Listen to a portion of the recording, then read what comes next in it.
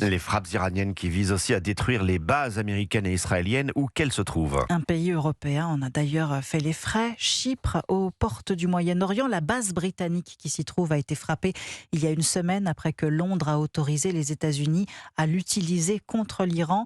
Inadmissible pour Emmanuel Macron qui se rend aujourd'hui à Nicosie, la capitale chypriote. Visite annoncée hier à la dernière minute.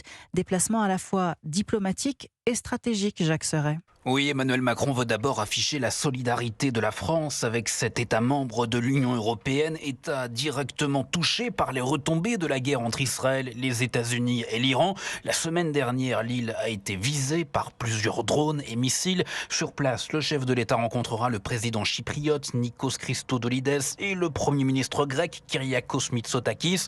Mais derrière la séquence diplomatique, il s'agit aussi pour le locataire de l'Élysée de mettre en avant le dispositif militaire français dans la zone.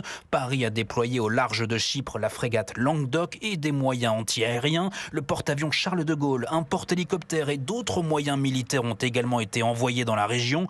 L'objectif, selon l'Élysée, protéger les partenaires européens, sécuriser les grandes routes maritimes et tout faire pour éviter un embrasement régional.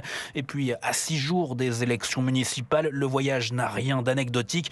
Emmanuel Macron a l'occasion de prendre de la hauteur tout en s'affichant sur le terrain. Jacques Serret du service politique d'Europe.